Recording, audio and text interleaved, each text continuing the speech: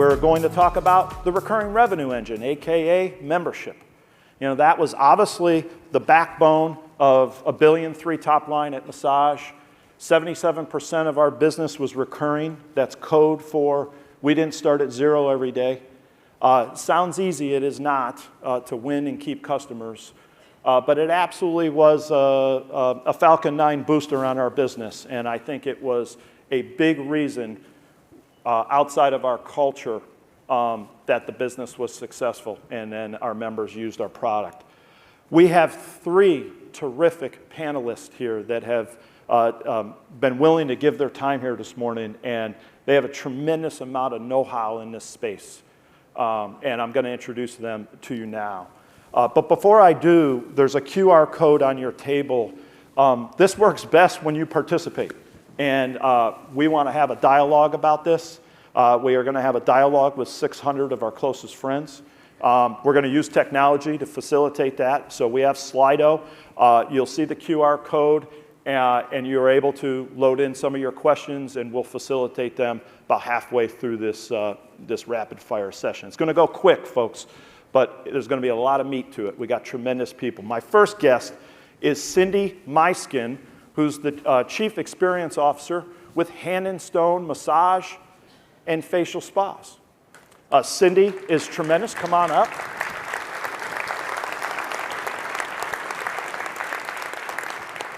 Cindy and the wonderful Hand & Stone team are leaders in their space. Hand & Stone has over 600 doors in 35 states.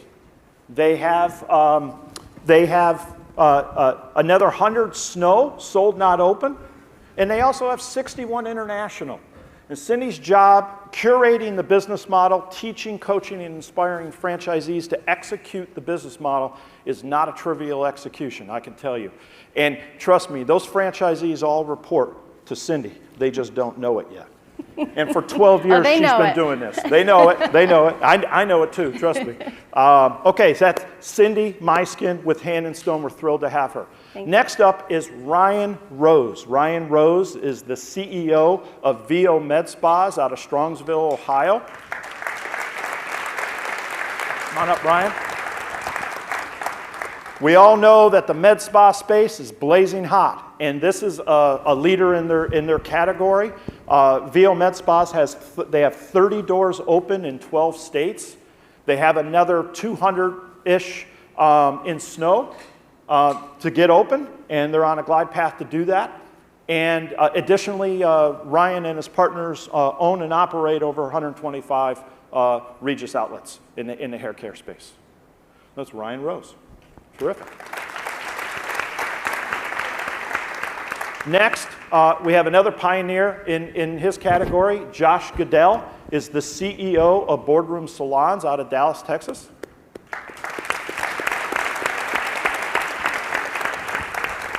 Josh and his team for Boardroom Salons have innovated in the space of premium men's hair care out of Dallas. They have 46 outlets, 6 of which are franchised in 8 states. So this is the terrific team, and it's going to be about them today. We have a number of questions that we're going to lead a discussion around recurring revenue. But before I do, 2 questions. I'll just take a straw poll here real quick. By show of hands, how many of you currently have a membership offering or you're in the recurring revenue business today? Leave it up just for a moment for me.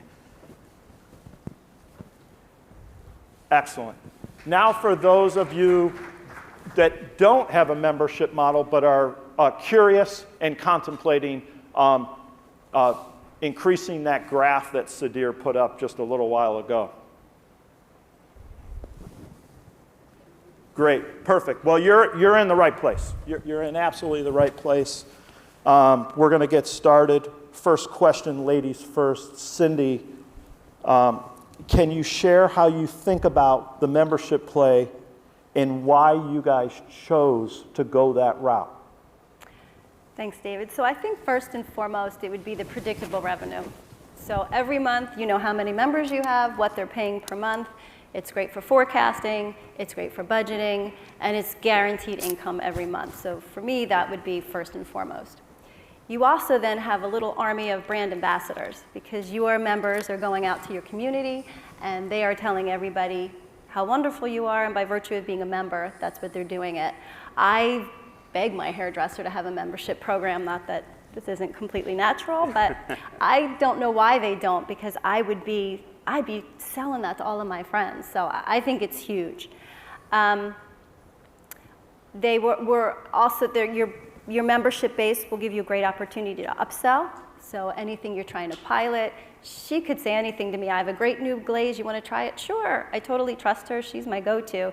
And honestly, before I would go, I was always, I'm sure you've heard the hair whore thing, but I would go to anybody just because I always wanted something new, but if I remember, that would really keep me there. So it's your loyalty too. You will have a tremendously loyal customer base.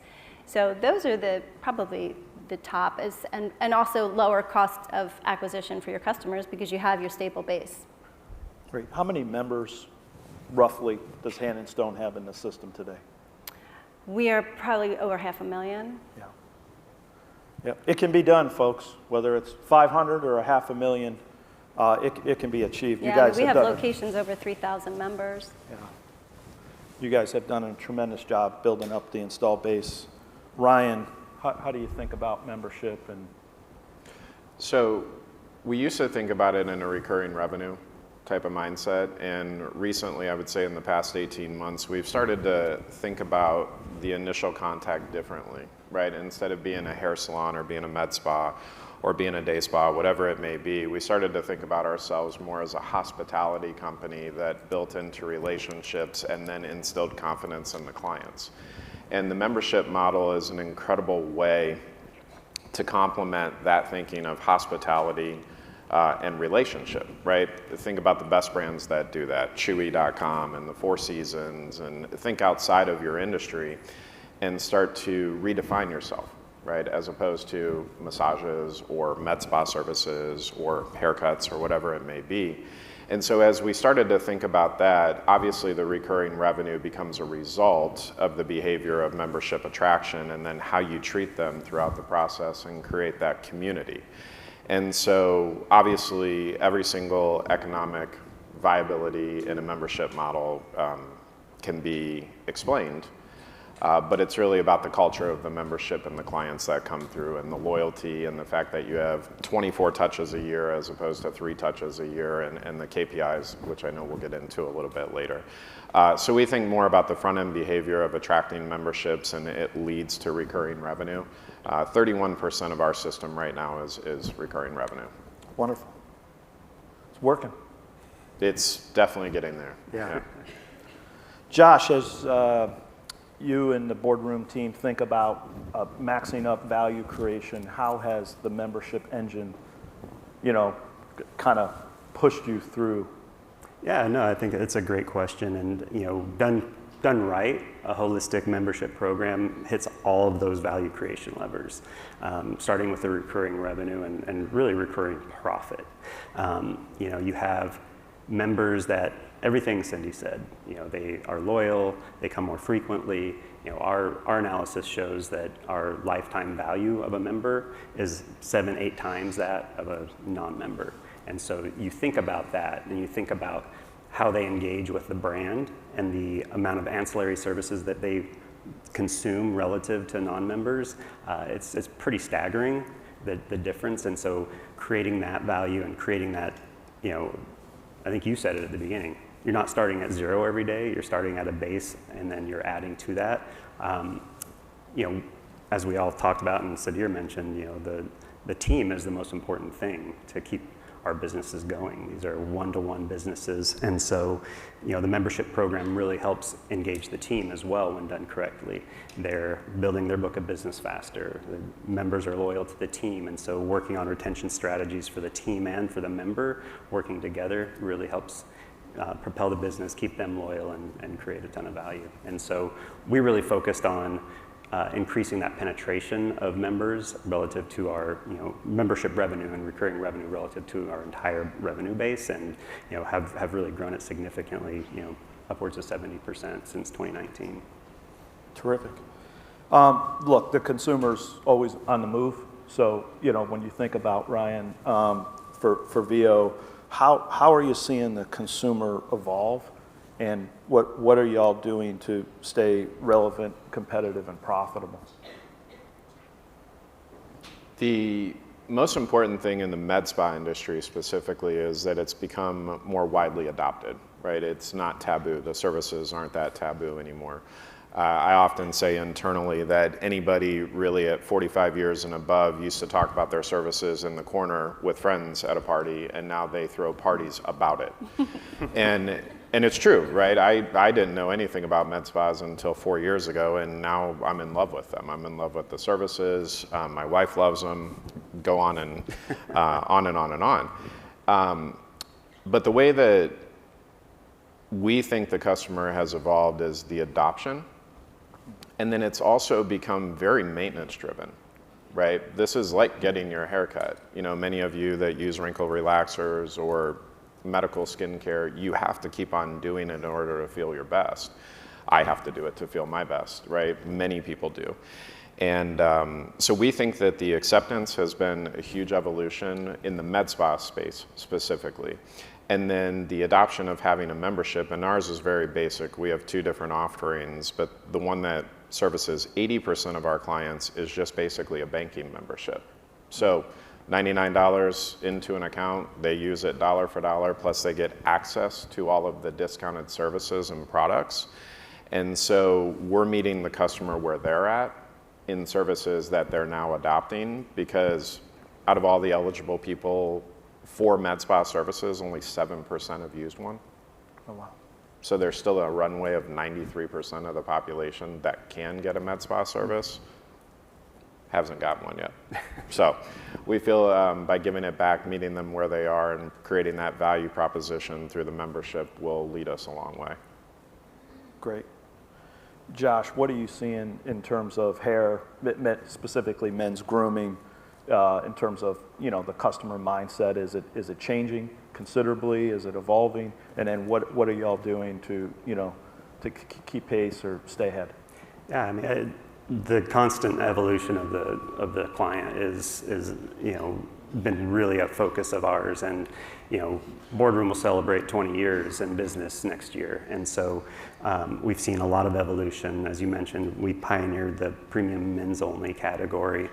And probably one of the biggest evolutions is the amount of competition that we face. And so the consumer has so many options, and they're so informed, and they have adjusted their usage, especially, obviously that's one of the reasons we love members, is because, as Cindy mentioned, you lock them into you, and you get the 12 or 24 visits versus the 3 or 4 per year. And what we've seen is, based on some of the research we've done, is that most of our non-members have 3 or 4 places that they go get their haircut, and it's really based on their convenience, or they come to us for, when they want the premium experience, but for the maintenance cut, they go elsewhere. And so we explore other products or membership products that can meet them where they are and try to meet their needs without sending them off to go to other places.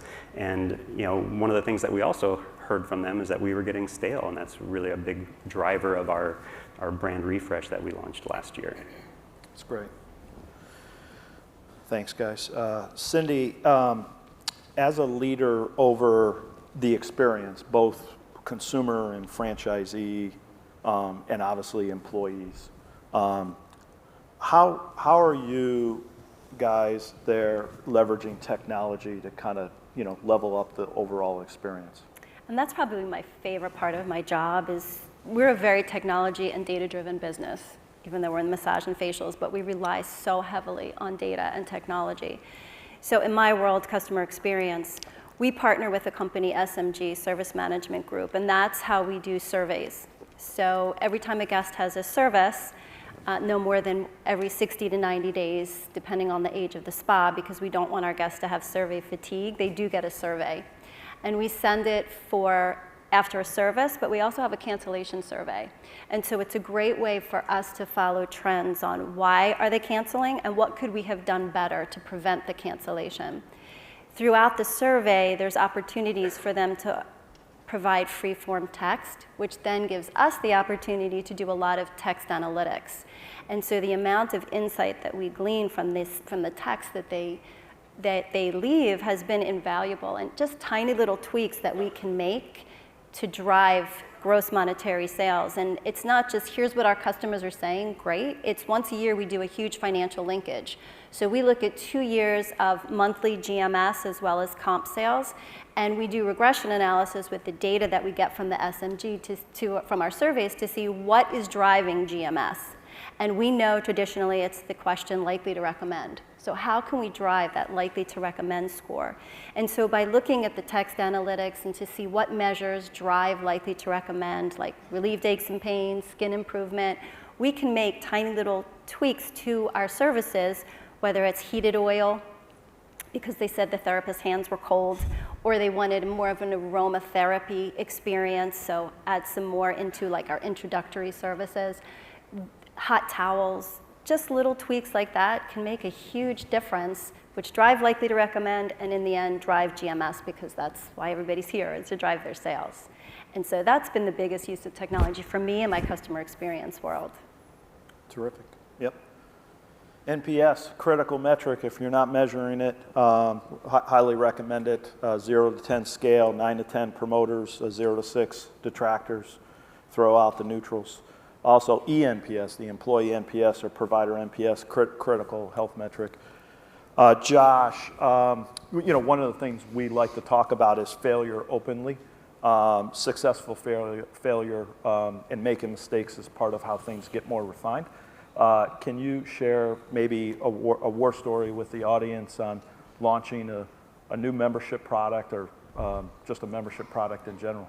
Unfortunately, yes, I can. Coming out of the pandemic, as many of us were, we were really concerned about cash flow. We were concerned about our providers. We were really unsure how the clients would change their behavior, and so we decided to offer a bit of a downstream product, and we made the decision really quickly and threw it out. I'll be generous and say we were being entrepreneurial, and it's easy to do that when you're 3 stores. It's harder when you're 40 plus stores, and we really set the team up for failure.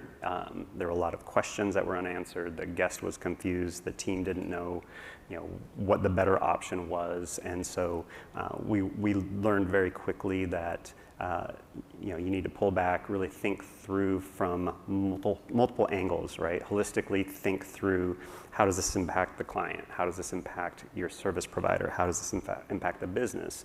And how do you execute it? How do you transition current members in one model? Do they trade down into this other model? And so really thinking through that, and then especially in a larger system, you have the opportunity to test in small buckets. And so, a walled off test in a market where you can work out some of those operational kinks and spend some time and take those learnings from the test and, build out a more holistic launch plan for the system. And so, we muddled through it. I come from a very structured test and learn environment in my previous life, and, this was not my go-to way of doing business, and so we reacted fast to the environment, and it wasn't the best move, but it was something that we learned a lot from and helped to create a better test and learn environment in the organization. Great. Cindy, you and the team have had a lot of success, but I'm sure there's opportunities along that journey. And we, to Josh's point, we have a very deliberate pilot program. I mean, nothing is pushed out chain-wide until it has been tested and retested, and we have, everybody wants to get in the pilot group. But I think what we learned is that it's best to keep it simple. We did like a pregnancy membership or something. It was just too niche. It just didn't work. We looked at a stretch program, and I know you had stretch in there. I think that the program that we brought in was too complicated. Our service providers were not taking to it, and so we need to pull back and say, okay, how can we do this differently? We need to keep it a little bit more simple. We have a VIP membership program that we're piloting, which is great, but that also creates there's inner spa transfers because we allow our memberships to transfer, but not everybody offers it. So I think in the end, when you keep things simple, because I'll tell you, when somebody comes out of a massage and they have like that massage days, and the last thing they want is a complicated membership pitch, because they're like, you just killed my buzz. So you need to keep the pitch simple, or they're gonna be like, I can't think about this. So I think that's been our biggest lesson. Yeah, it's great. Look, I mean, we all obsess about the successes. What do they say? Success has many fathers and failure is an orphan. No one in this room has made more mistakes than me, I believe. And trust me, I have the scar tissue to show for it, especially with 3 private equity cycles over 12 years. But, you know, we had a mantra of nail it, scale it.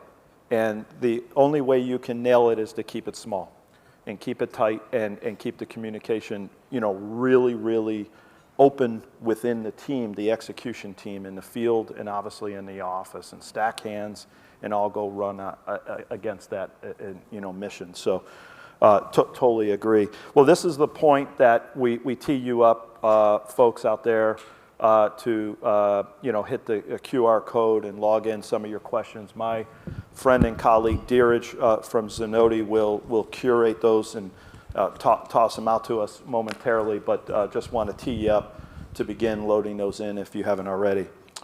Ryan, let's jump to marketing, creating demand. How are you all thinking about, you know, I know the consumer is frankly more receptive, and it's definitely more democratized now in the med spa space, and that's a huge tailwind for sure. But what else are you doing to drive trial that leads to conversion of the consumer? Marketing, the vein of my existence. I read this question and I was like, oh, how am I going to answer that? No, it's actually pretty simple. Bringing it to Zenoti's platform. So our brand converted fully to Zenoti on July 9th of 2022. So we're just starting to get into our same store sales analytics and being able to compound and understand. But the amount of tools, especially with how customizable Zenoti's platform is, we're just now getting into heavy adoption of rebooking online and the web app and the web store, and really seeing where those can go. And I want to give actually 2 shout outs if I could. One to our Zenoti team that helps us quite a bit, Leslie Sylvester, and then Laurel Machado, if they're here, thank you very much. And then our internal team, Christina McCrossan, and Nikki Acosta. They do a phenomenal job, and I wouldn't be able to answer these questions without that team. So that being said, we're implementing all of those and trying different discoveries. So for instance, we had very low online rates, right? Online booking rates, online purchase rates, because we were new to the system. And in July, Nikki and the team came up with a promotion to be transparent, copy off of Amazon Prime Days, right, and call them VIO days for a two-day period. And we were able to convert 49% of those offers to online sales and booking, where we had been averaging 9% up until July. And so doing those different trials, leveraging the platform, working with the team at Zenoti internally and their technical people to understand how to implement, and then getting the franchise system plus the corporate stores to adopt has been our biggest trial, and we've actually done really well with it, but we've also failed a lot. Right, it happens. But as long as you fail in small doses and you succeed in large ones, you'll be fine. Just win the majority of the time. Failure's okay. Successful failure. Just win the majority of the time. What did Pablo Picasso say? Good artists copy, great artists steal. I've always been shameless about stealing these great ideas and executing them very well. So good stuff to model Amazon's patterns. So this is the point, Dheeraj. We're ready for the audience. This is their time. We're here for them. So let's take as many as we can. Absolutely. So there were a ton of questions for you guys. And what's a ton, by the way? Let's just put a metric There were out. probably a good 50, 60 questions in there, wonderful. if not more. Thank you. Okay? Thank you. So I've been trying my best to kind of read through all of them, but I've kind of picked out a few questions that were repeating again and again in different manners. I thought those are the most popular questions in a sense. So one of the things that folks were asking about is that how do you train your employees to sell memberships to your customers, including managing the whole lead generation process in doing that sales motion? For us, it's role play. Role play, role play, role play. I mean, we are all about the role play. We have a little sell sheet so they don't even really have to memorize it, and it's very simple, but it's right there. We don't ever want you to have to pay full price if you sign up today, and then there's an enrollment fee. So they can follow this little sell sheet, but every break, every time the waiting room or the lobby is empty, role play. I mean, that's just huge. We also we work with a company called One Huddle, and they gamify all of our training materials. So it's a little mobile app, and that's going to be, for us, our front desk. They're all the millennials or the Gen Zers, and they can just go on this mobile app and play the games and repetition, and then they nail it. But for us, it's a lot of the role play and scripting. Nothing is left to we want it to sound natural, but they need to follow the recipe we've put out there. Yeah. For us, part of it is how we frame it for them, right? They're a professional. They're not a salesperson. We don't want them to be salespeople, but we want them to help the client understand all the options that we have. So they're a trusted professional guiding them through the process. Make it simple. Like Cindy said earlier, role play, do those things, but also help the team understand the benefit to them, helps them build their book of business. We talk about how much more loyal those members are. We talk about how much higher they tip. We have data to back all of that up. And so it really helps them understand that it's a benefit for them as well as for the business, as well as for the client to become a member. And again, it's not trying to, they tense up when you talk about sales, and so create a sales culture without making it a salesy culture, if that makes sense. The membership commission they get helps too. Yeah, and that's what I'm. That's very motivating. And that's a big part for us too. Implementing they that are commission. salespeople. Yeah, the salespeople, like me, I'm coin operated. So Aren't we all? yeah, I think it helps. I think it helps. We care about the customer, but we're economic animals too. Yeah. Dheeraj, next question. Can I just add one? Yeah, Ryan's gonna jump in. I want to add one layer to that, because those are the technical expertises. I would say that the one thing we find between our top performing membership-based spas, and we have our top 2 spas have 1,000 members for med spas. That's pretty good for a brand that's 4 years old, basically, in franchising, is belief. Do the front desk experienced people believe that you have the best membership in the game? Do they believe it, right? Because I'll go in and ask, do you believe we have the best membership? And they can't answer the question, right? Because some of them can't actually relate to it yet, whether or not they don't use the services fully or whether or not they don't have the budget for it. But I would say that that's the number one thing you need to do, is have belief, and then you can execute all of the technical stuff as far as scripts and whatnot. It's a great ad. Yep. Yeah. Awesome. Dheeraj? Okay, so another question that came up multiple times was, how do memberships work in a franchise model, in the sense that when a customer buys a membership, they buy it at location number 1, and then they go to location number 2 and use it, where does the revenue go? Cross redemption. Yeah, I mean, and that's a huge model, because there's all fitness concepts that you can't transfer, and that drives me crazy, because that's the beauty of going to a franchise, because anywhere in the country you can use the service. So for us, it's all back end. There's inter-spa transfers that are taking place behind the scenes. So the servicing spa keeps 80%, the home spa gets 20% for us for the 80-20 model, and then once a month they have the settlement. And then on Zenoti, they run the cross-center redemption reports, and they can see how they're traveling, so they can track to see how much they're servicing from other spas, how much they're retaining. But to me, that's key to a membership program. You have to be able to transfer the credit seamlessly. Yeah, agree. Right. We're working diligently on the cross-center redemption Not report easy. right now, so I might be talking to you a little bit later, or our team will. No, but that's where we're going. Obviously, close to 600 units, you guys have done it, and I'm sure it's a laborious task, and we're getting into it.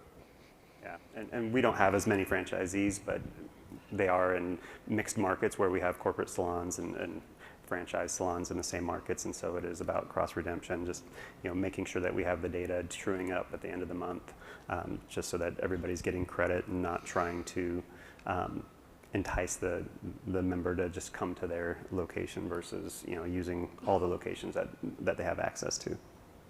Yep. Dheeraj? Another set of questions were around this notion of how do you track payroll in this environment? Meaning, when you set up a membership, you're giving an inherent discount. Do you pay your employees on the full value of the service, or do you do it on a discounted value? They were just curious how that works. Ours is a percentage, and we don't dictate how they pay their service providers, but in general, they're getting a commission per service based on membership pricing, not guest pricing, because then nobody would want to service members. They don't want to get the commission of the higher non-members. So for us, it's a percentage of the member pricing. Med spas are a little bit different. Obviously, with nurse practitioners and those level of providers, commission is a bad word.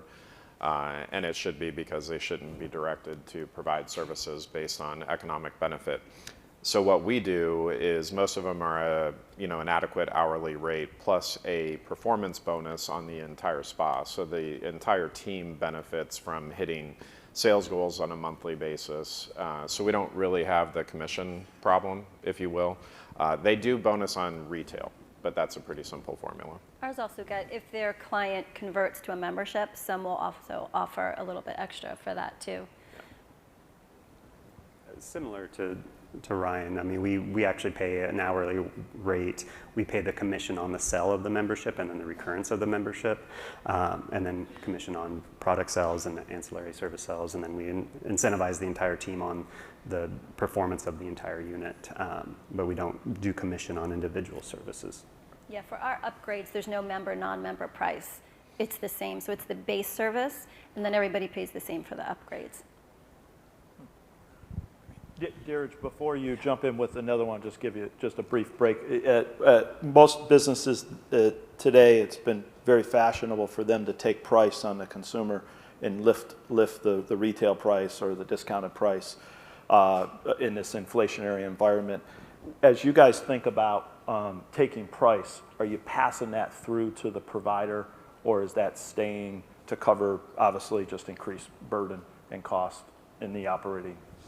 It's a combination, but we took price. We paid the team in advance of taking price, is what I would say. We invested in the team. Team retention is so critical. Our members, our clients are so loyal to their service provider, and so they're our critical resource. And so we got aggressive coming out of COVID and through the last couple of years on trying to really compete for talent. And so, our labor cost increased pretty significantly over the couple of years, 20+%.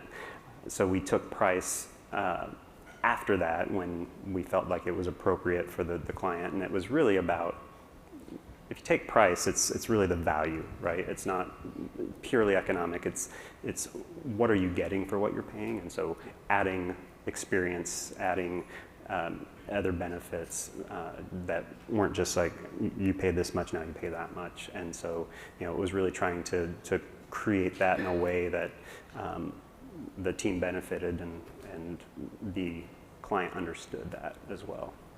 And they supported that it went especially to the team member. Yeah, we've had a ton of price increase over the past year, both from the membership EFT and the service price, and since it's a percentage, I mean, the service providers will take part in that. Have you seen price go up? You moving it up or nudging it up? So because of the membership base, we actually have 3 tiers depending on the region that you open up in. Obviously Boston is more expensive than Cleveland, right? Seattle is going to be more expensive than Nebraska.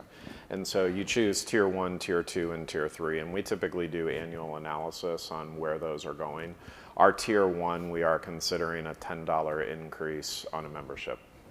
Right, so we're not really into the individual services because our national vendor contracts are negotiated a year in advance. So we really don't see the price tick up during the year, so it's more of an annual thought process. Yeah, and look, I bring it up, group, because once you get into the membership realm, these are living products, and as you navigate the economic climate, communicating price increases to the membership is critical. Not just exterior, but interior of why, what, how, when, all those types of things. So communication strategy, super important. And the survey program has been great for us to monitor all these key metrics with customer experience before, during, and after a price increase to see what's the temperature reading on it. Great. Dheeraj? Yes, sir? Yeah, and before I ask this next question, just as a note to everyone, we can obviously get to all the questions, but keep an eye on the Slido app throughout the day. Our team will try to respond back to as many of your questions as possible, okay? So all right, we're gonna run to the lightning round. So we're gonna move a little bit off of membership and take a peek inside these fine leaders and entrepreneurs, what I call leadership fun. Leadership fun. We'll start with Cindy. Your favorite place to dream big? The beach. I'm a beach girl. I love it. That's my dream to always, all year round, live by the beach.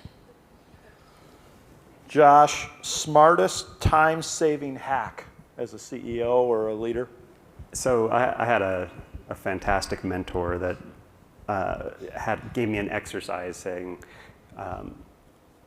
really think about what you're spending your time on now, and then think about how you should be spending your time.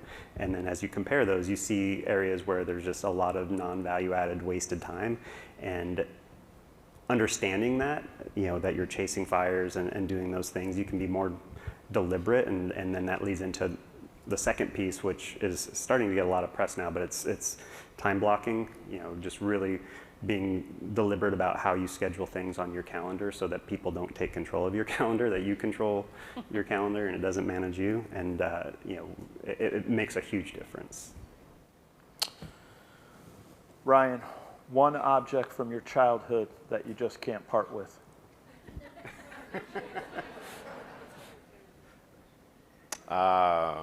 Mom. I guess my Winnie the Pooh blanket. It's still in a chest somewhere. And my unborn daughter will be using that in December, so it'll be pretty cool. It's worth it. Well, let's give these tremendous leaders, great growth companies, really appreciate you donating your time and for our fabulous industry. We appreciate your insights, and thank you very much. And audience, if you could say thank you to them, I'd greatly appreciate it. Thanks, that was great. Yeah, thank you. Great. All right, have a great conference. We'll see you out there.